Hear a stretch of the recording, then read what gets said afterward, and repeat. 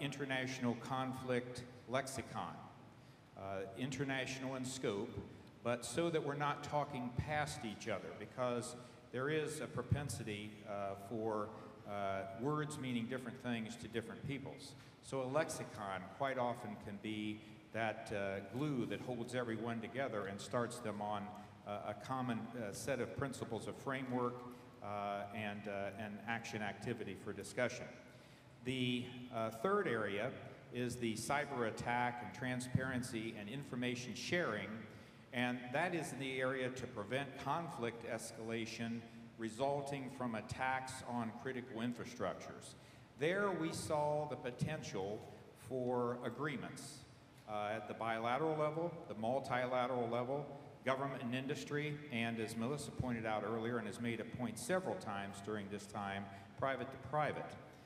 We really feel that there could be some breakthrough in those areas in assistance and sharing of information. In fact, from a military perspective, I thought this was interesting that we came up with the idea of red phones, a red phone alerting system type mechanism.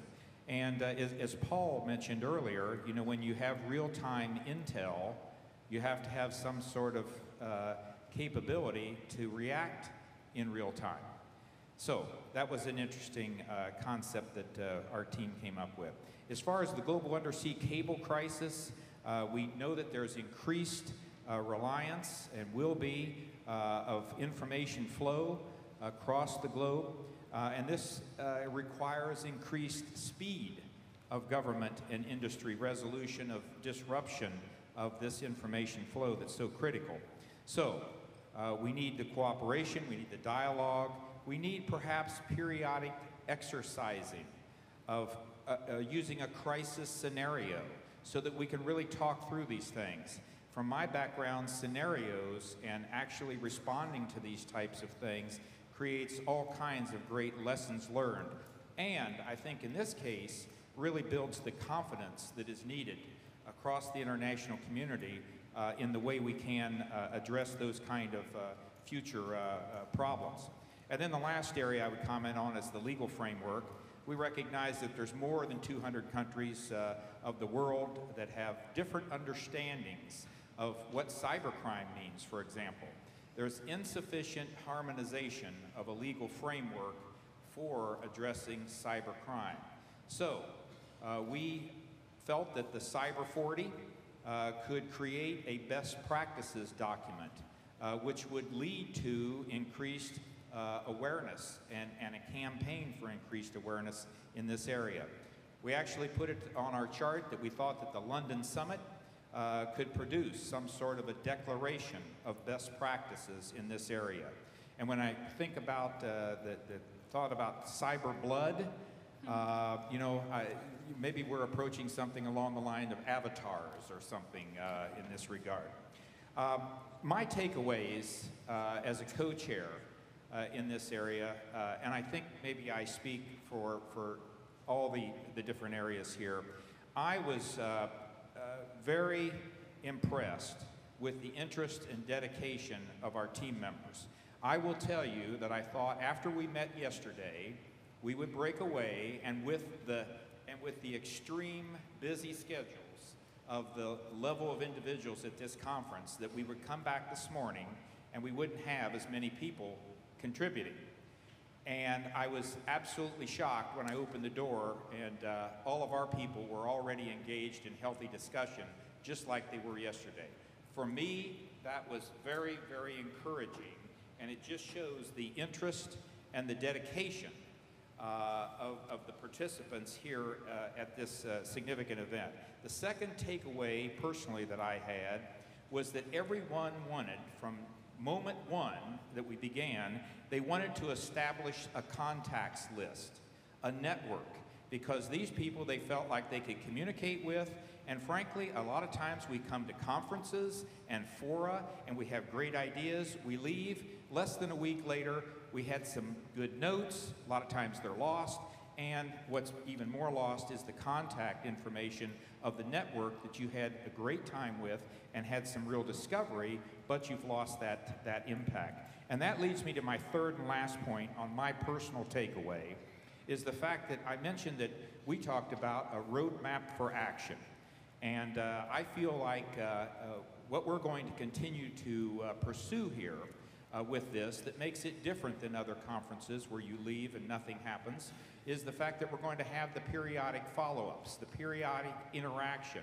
With this contact list, we can establish the monthly updates and periodic reviews, and at the East-West Institute level, a 6-month policy progress report, so that we really know that we're on target to have an even more meaningful dialogue that builds on what this significant event has caused this year, but a year from now in London. So thank you very much for your kind attention. Thanks, Harry.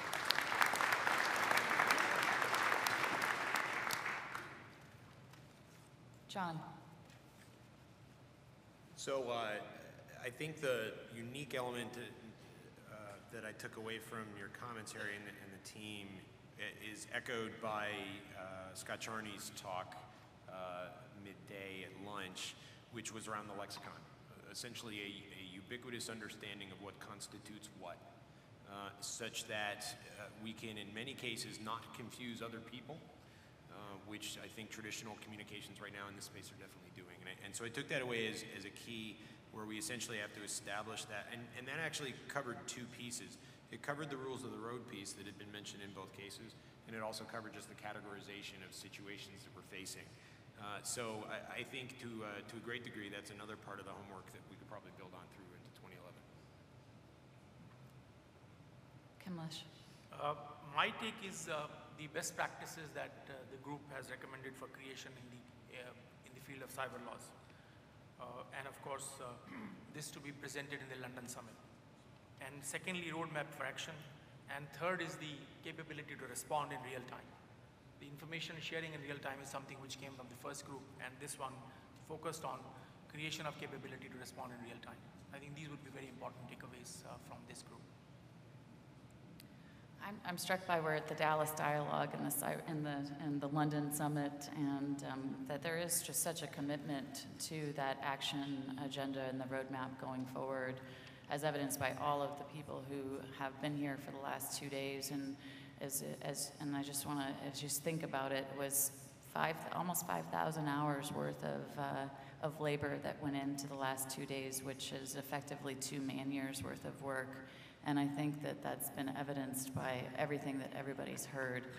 And so I've been gracefully given another few more minutes here, and I'd like to ask John first, then Kamlesh second. Just have used up most of our time, but if you could take 2 or 3 minutes to summarize what you heard again from just now, the big picture. So I actually liked one of Harry's last comments, which is don't confuse hard work with results, essentially is my translation. We don't want to take the amount of energy that was put in by all of you and then essentially not build upon it because it was such a huge investment that for all intent and purposes was voluntary in nature. And so I take a couple of things. I thought I'd just call out a couple of thoughts and then put in a quote of each one of the ones that I heard.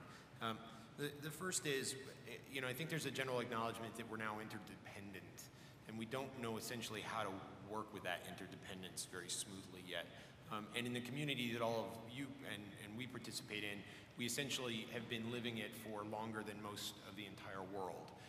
And so when we struggle at times, even in the room, to talk to each other about similar things, can you only just imagine what the multiple populations around the globe are struggling with, since we're still in the basic steps. That said, we've essentially tried to produce something in perpetuity and completeness in a 10-year period of experience that essentially is trying to talk to something that's probably going to take many more years in order to get it done. I saw two common themes. One is confidence and assurance in each one of the tracks: confidence, communications, and infrastructures, and